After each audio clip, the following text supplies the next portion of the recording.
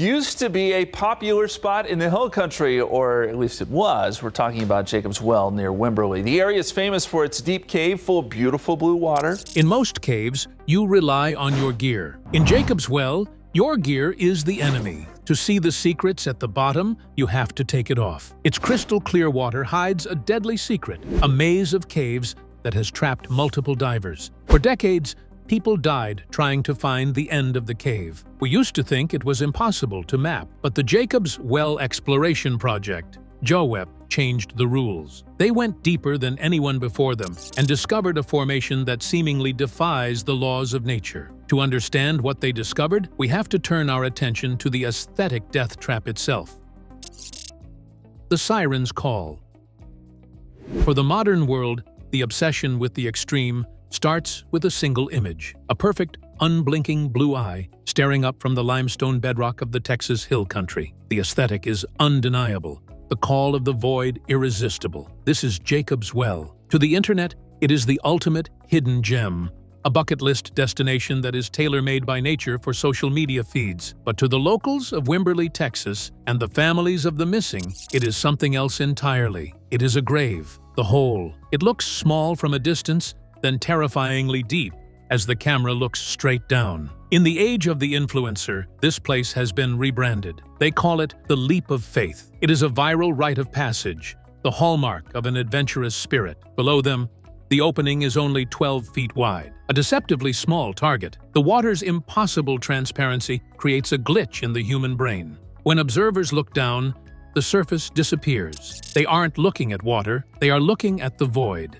Divers describe the sensation not as diving, but as falling through air. It is a moment of pure, terrifying levitation before the cold embrace of the aquifer swallows them whole. This visual perfection has turned the well into a viral spot on the map on social media. The leap of faith isn't just a jump, it's currency in the attention-hungry economy. The narrower the opening, the darker the abyss, and the more the digital validation rolls in. But the camera lens lies. It captures the sparkling blues and the sun-drenched rocks, but it cannot capture the pressure. It cannot capture the current, and it certainly cannot capture the history that sleeps in the silence of those caves. Long before the digital age made the cave a viral spectacle, the water had already proven its deadly power. To understand the well's original power, we must rewind the clock to the early 1850s. Back then, stripped of boardwalks, signs, and modern distractions, the Texas landscape was harsh,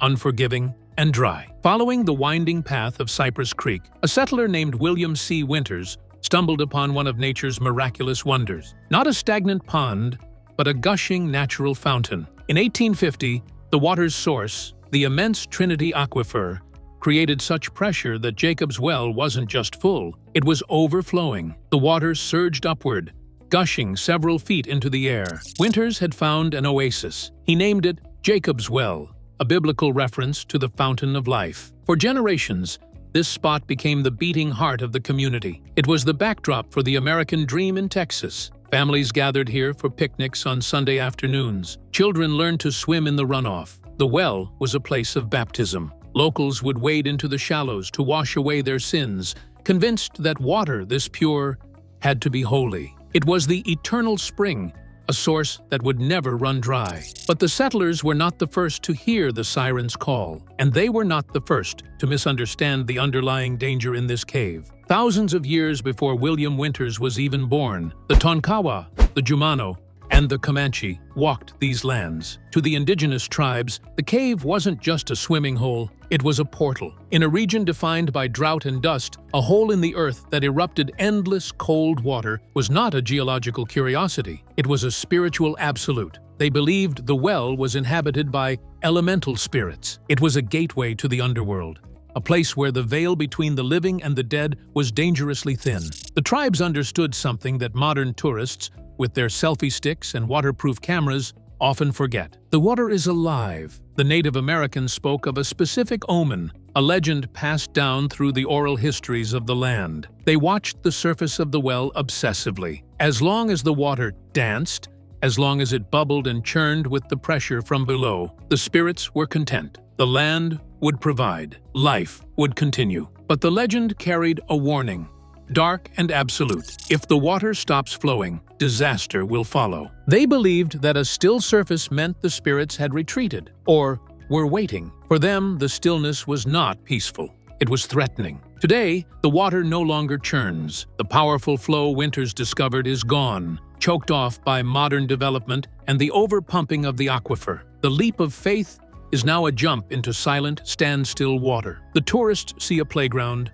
The settlers saw a resource, but the indigenous people saw a portal. And as we peel back the layers of history, we begin to realize that the superstitions weren't just fables. They were instructions. They didn't have words like hydrology, or cave diving protocols, or nitrogen narcosis. They didn't know about the labyrinth of limestone tubes extending for thousands of feet beneath the crust. But they knew the personality of the well. The Native Americans were right. The well is alive. It breathes. It changes. And when the flow stops, when the water becomes still, the well stops giving life and starts taking it. The visitors standing on that ledge think they are leaping into a swimming pool. They don't realize they are jumping into a dormant trap.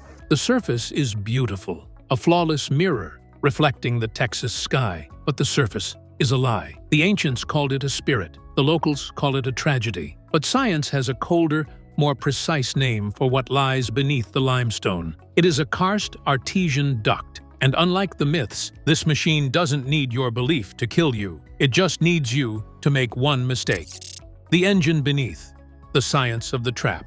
To the casual observer standing on the limestone banks of Cypress Creek, Jacob's Well is a stunning visual miracle. It is a perfect splash of sapphire in the hill country scrub, a localized paradise where children leap from rocks and sunbathers idle on the warm stone. Beneath the placid blue surface lies a violent, pressurized machine. The well is not merely a hole in the ground, it is a valve. Geologists simply call it a karst duct. It is the exhaust pipe for a subterranean engine of unimaginable scale. The landscape here is karst, a topography formed from the dissolution of soluble rocks, such as limestone, dolomite, and gypsum. For millions of years, rainwater, turned slightly acidic by atmospheric carbon dioxide, has seeped into the fractures of the Texas bedrock. It ate the stone from the inside out. It carved a labyrinth of pores and tubes in the dark, creating a plumbing system of dizzying complexity. This is the Trinity Aquifer. It is a massive underground reservoir, a sponge of rock holding trillions of gallons of water. But the water is not static. It is confined beneath layers of impermeable rock, trapped under the crushing weight of the geology above it. The resulting labyrinth of stone is now a pressurized water system. Miles away, on the high ground where the rain collects, the water level sits hundreds of feet above the well. Gravity presses down on that high-elevation water, transmitting immense force through the miles of narrow, water-filled conduits. The pressure builds, seeking a release, and Jacob's Well is that release. It is an artesian spring, meaning the water is forced upward against gravity by the sheer weight of the aquifer behind it. In decades past, the pressure was so immense that the fountainhead vaulted water feet into the air, a geyser of pure, filtered discharge. Today, though the flow has lessened, the mechanic remains. The well is an exit wound for the Earth's pressure. This geological context is crucial because it dictates the nature of the cave. It is not a stagnant pit, it is a flow system. The water rushing out has scoured the walls smooth, creating the very restrictions and chambers that seduce and then imprison the unprepared. The descent into the cave begins deceptively. Chamber 1 is the lure. It is the bait in the trap, designed by nature to look like a playground. From the 12-foot diameter opening in the creek bed, the shaft drops vertically for 30 feet. Here, the science of the well feels benign, even welcoming. This is the light zone. Sunlight penetrates the crystal-clear water, illuminating the white limestone walls and the algae that cling to them. The visibility is near perfect. At this depth, the well feels less like a cave and more like an aquarium. Sunfish dart through the open water. Turtles paddle lazily near the rim. Catfish scour the bottom. It is a perfect ecosystem supported by the light and the constant temperature of the water flow. Swimmers dive down, their lungs full of surface air, touching the limestone floor at 30 feet before kicking back up to the sky. They feel the thrill of the depth without the consequence. They see the clarity and assume the rest of the system follows the same rules. They trust the water because, in Chamber 1, the water is welcoming. But at the bottom of this 30-foot cylinder, the chamber changes shape. The friendly vertical drop ends. The floor is not a solid foundation but a funnel. The shaft angles and constrict. The wide, sunlit atrium narrows into a tight bottleneck that marks the end of the public domain and the beginning of the professional hazard. This is the transition point. To go further is to leave the ecosystem of the surface behind and enter the domain of the blind salamanders and the isopods, creatures evolved for a world without sun. The way forward is a slot, a downward-sloping restriction that leads immediately into the darkness. Chamber 2 sits between 30 and 55 feet deep. It is the antechamber of the true cave, and it serves as the first great filter. The passage immediately loses its vertical drop here. The passage bends sharply, forcing the diver to swim horizontally at a 45-degree angle downward. The space widens again into a large gallery, but the atmosphere is different. The sunlight, so dominant 30 feet above, is now a failing resource. It filters down in pale, ghostly shaft, losing its warmth and its spectrum. The water remains clear, but the shadows lengthen, creating pockets of ambiguity where rock and void become indistinguishable. But the darkness is a passive danger and a precursor for a more deadly danger. It is known as the false chimney. The cave's structure here is dangerous. As the diver swims downward, the ceiling above is uneven. A long vertical crack, a fissure, stretches upward into the rock. This fissure is a blind pocket, a dead end carved into the limestone roof. But the physics of light in water creates a lethal optical illusion.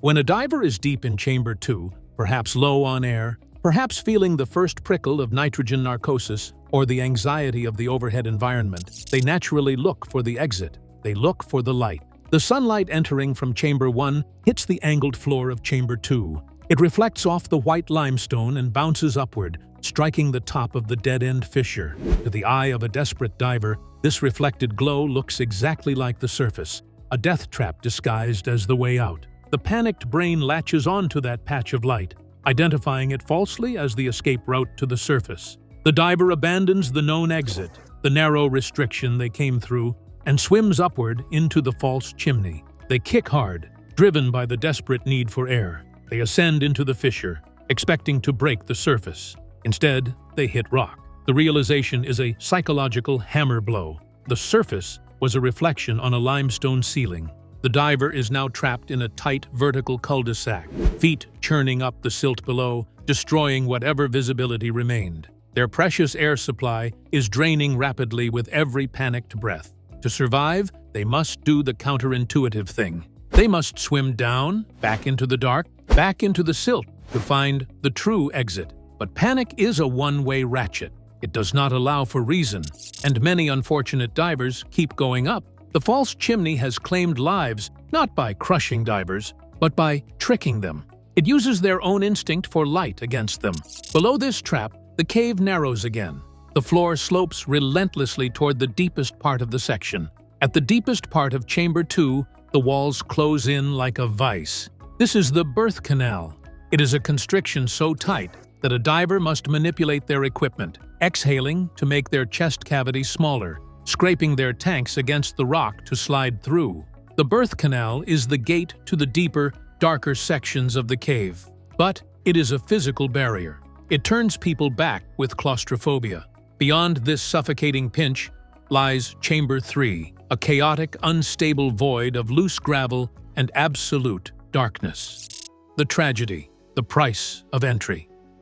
The transition from the second chamber to the third is not merely a change in depth. It is a fundamental shift in the hostility of the environment. For those who manage to squeeze through the lithic valve of the birth canal, the reward is not open water, but a claustrophobic hazard.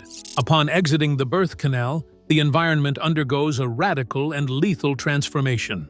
Here, the floor vanishes. In its place is a steep, unstable slope of shifting gravel and fine particulate matter that has settled over millennia. The ceiling presses down, hovering only 2 to 3 feet above this treacherous floor, forcing divers to swim in a prone, horizontal position, their stomachs hovering inches above the false bottom. The water here is motionless, heavy with the pressure of the 100 feet of liquid above. It is a silent, pressurized tomb where the margin for error effectively drops to zero. This is the domain of the specialist. Yet, history has shown that even equipment is secondary to the most vital asset a diver can bring to Chamber 3: absolute buoyancy control.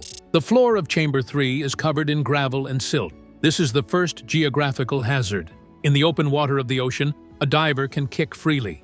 Here, a single errant fin kick can disturb the floor. The silt, fine as talcum powder, explodes upward in a cloud. Within seconds, the crystal water turns opaque, creating visibility issues. A diver caught in a silt-out loses the ability to tell up from down and left from right. In this blinding cloud, panic is the immediate physiological response. Respiration rates skyrocket. Oxygen is consumed at 3 times the normal rate. The diver thrashes to find a wall, a reference point, kicking up more silt in the process, sealing their own fate in a suffocating loop of confusion. It was against this unforgiving backdrop that the tragedy of September 1979 unfolded, changing Jacob's Well from a local landmark to a recognized death hazard.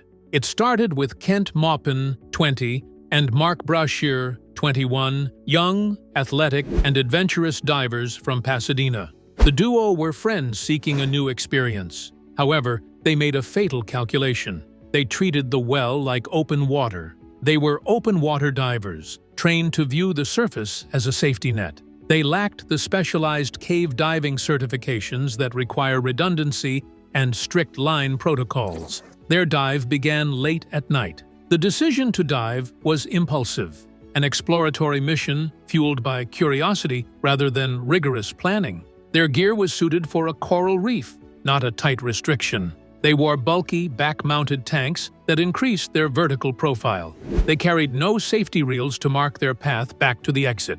Most critically, they lacked backup lighting. In cave diving, the rule is 3 lights per diver.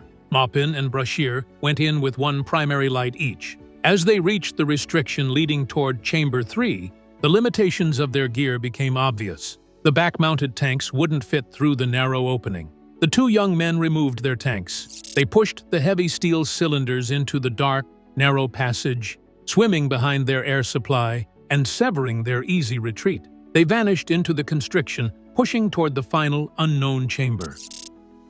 They never returned. When their predetermined return time passed, the realization of horror settled over the group waiting above. The local authorities were notified, but the rescue capability of standard emergency services was limited. A recovery operation was launched, lasting days. It involved the Hays County Sheriff's Office and a team of expert local divers, including Don Dibble, the owner of a local dive shop, and a man intimately familiar with the treacherous architecture of the cave. The goal of the mission was grim but simple: bring the bodies of the boys home to their families. But Chamber 3 defended its secrets aggressively. The recovery divers faced the exact nightmare scenario that likely killed Maupin and Brashear.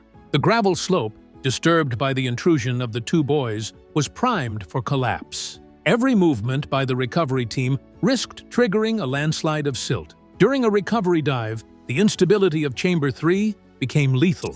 Don Dibble was navigating the sloping floor when the gravel shifted. It was a sudden, massive collapse. Loose rock and sediment rushed down the incline.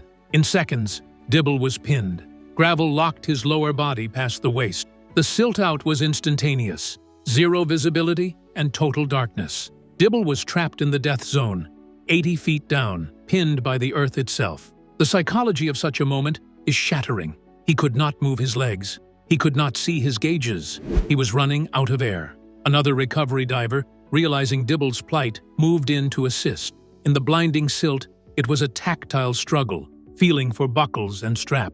Then, a grim realization dawned on him. He was running out of air. As oxygen starvation set in, Dibble's body began to convulse, an involuntary, violent spasm of a drowning man fighting for life. These desperate, thrashing movements, combined with the intervention of his dive partner, became his salvation. His partner, working blindly in the suffocating cloud, managed to locate him.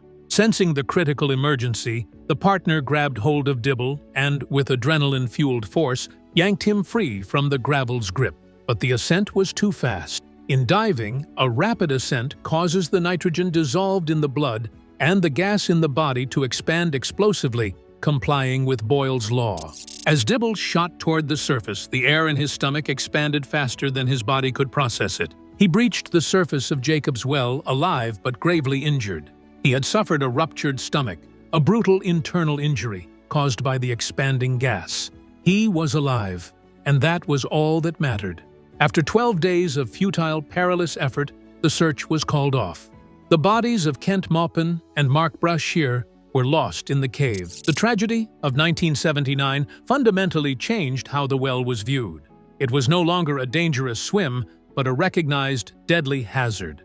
In a desperate bid to prevent history from repeating itself, the authorities, with the help of the recovering Don Dibble, took drastic measures.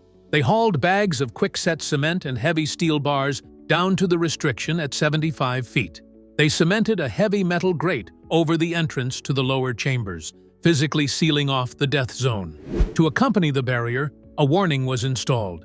It was a piece of white plastic, zip-tied to the rock, featuring a crude, hand-painted image of the Grim Reaper, with a simple message: "You will die if you go here." It was a plea as much as a warning. It stood as a tombstone for the two boys who were still down there, somewhere in the dark. But the allure of the abyss is a powerful substance. A few months after the installation of the grate, divers descended to check the perimeter. They found the grate gone. It hadn't fallen, it had been removed. Lying in the silt where the grate had been, the vandals left a note, waterproofed and weighted down. It contained a message that chilled the dive community and highlighted the fatal arrogance that Jacob's Well seems to attract. The note read simply, "You can't keep us out." The tragedy of 1979 proved that standard gear was a death sentence in the silt, compelling the Jacob's Well exploration project to abandon traditional safety protocols and engineer a radical new way to survive. The JWEP solution, the no-mount technique.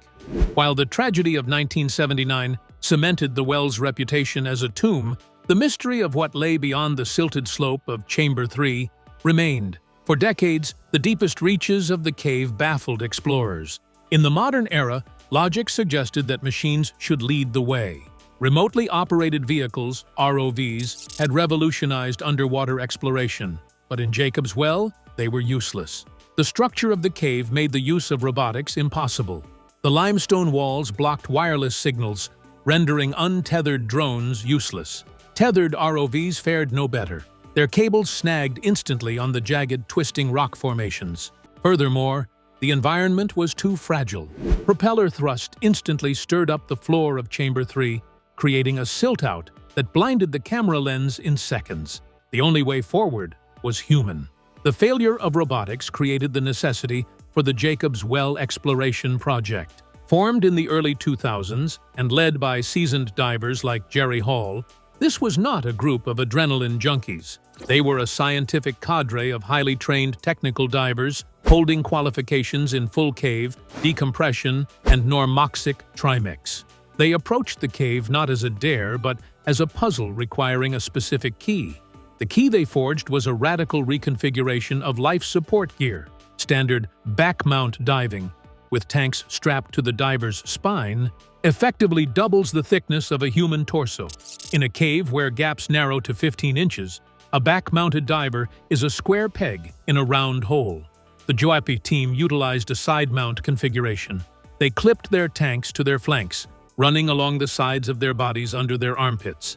This streamlined their profile, allowing them to slide through the water like a torpedo. But for the ultimate restriction, the birth canal, and the crushing squeeze into Chamber 4, even side mount was too bulky. They had to go no mount. The maneuver is the most terrifying procedure in cave diving. At 120 feet down, hovering in the blackness before a jagged orifice the size of a microwave oven, the diver must voluntarily dismantle their safety. The process begins with the diver hovering neutrally buoyant in the silt. With methodical precision, they unclip the bottom of their tanks. Then, they undo the top clips. For a heart-stopping moment, the tanks are detached, floating free in the water. Connected to the diver, only by the rubber hoses of the regulators in their mouths. The diver then pushes the tanks ahead of them, shoving the steel cylinders into the dark canal of the restriction. With the tanks now ahead, the diver exhales fully, emptying their lungs to flatten their ribcage. They pull themselves into the rock vise, inch by inch, with their arms stretched forward guiding the tanks and their face scraping the ceiling. They kick gently, slithering through the crush. The only sound is the raspy hiss of the regulator and the scrape of equipment on stone. It is a moment of absolute vulnerability, a human being stripping away their armor to crawl into the earth, trusting that the hole will open up on the other side before their air or their nerve runs out. The alien world. For the diver who survives the crushing physical gauntlet of the no-mount restriction, the reward is an entry into a world that feels completely detached from the surface. Passing into Chamber 4 is not merely entering a cave, it is entering a time capsule, sealed off from humanity by geology and fear. After pushing through the 15-inch constriction, the JWEP divers emerged into a space where the claustrophobia vanished. They emerged into a space unlike the murky, silt-stained architecture of the upper levels. Chamber 4 is a virgin cave. Unlike the second chamber, this space is pristine. The beam of a primary light reveals walls of stark white limestone, unblemished and blindingly bright against the absolute blackness. Hanging from the ceiling are intricate stalactites and stalagmites, crystalline formations that mark the time the cave was dry millennia ago. In this lightless, high-pressure cold, life should not exist. Yet, as the divers scanned the walls, their lights caught a pale spectral flutter. This is the domain of the Texas blind salamander. To encounter one is jarring. They appear more like phantoms than animals. Reaching up to 5 inches in length, they are translucent, with skin so thin that internal organs are visible. They possess no eyes, only vestigial spots, and feature fern-like, blood-red external gills that undulate rhythmically to pull oxygen from the water. These creatures are stygobites, messengers from the deep. Their presence proves that Jacob's Well is not a closed cul-de-sac, but a window into the massive Edwards Aquifer. While the salamanders represented the life of the deep aquifer, Chamber 4 also held the secret of its deadliest history. In October 2000, the JWEP team was systematically mapping the floor of the fourth chamber. For 20 years, the theory had been that the missing diver, Kent Maupin, had been washed out of the well during a flood in 1981, like his partner, Mark Brashear, whose remains were found in 1989. The JWEP team proved the theory wrong. Scanning a narrow opening in the floor, a light revealed a heavily corroded scuba tank. Attached were pieces of a wetsuit and a deteriorated weight belt. Nearby lay human remains, femurs, and a skull deep in a section of the cave no open-water diver should have entered. The identity of the remains was confirmed by a tragic piece of textile adhering to the equipment, a patch reading, Neptune's Locker Diving Association. It was from Maupin's hometown. He had not been washed out. He had been waiting in the Virgin Cathedral for 21 years, guarded by the blind salamanders, a permanent warning of the price of the deep. Beyond Chamber 4, the cave system continues deep underground. The Jacob's Well Exploration Project, JWEP, discovered that the cave does not end with the salamander's playground. The mapping team found Tunnel A, a long, winding underwater tunnel that stretches about 4,500 feet from the entrance. For nearly a mile, this main tunnel pushes through the earth against the water's flow. This proved that the cave is not just a deep hole, but a massive water channel for the Texas Hill Country. But today, that channel is drying up.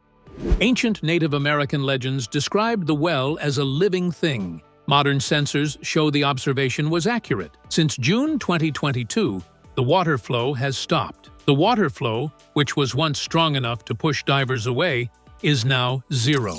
The well is a clear warning sign. It has stopped flowing due to severe drought and the fact that water is being pumped from the ground faster than rain can replace it. The drying of the well is not the only discovery. A deeper mystery still lingers. Skilled divers speculate about Chambers 5 and 6. These chambers exist mostly in theory, marked only on the edges of unfinished maps. Reaching them requires exceeding all safety limits. These unconfirmed chambers promise untouched formations and unknown life that has never encountered human light. They may hold the final connection to the massive Trinity Aquifer. For now, they remain hidden behind rock and dangerous silt. The deepest story of Jacob's Well is still waiting to be written. Did you enjoy this deep dive? If you found the story of Jacob's Well fascinating, please hit the like button and leave a comment below. Also, click on the next video on your screen for more content like this.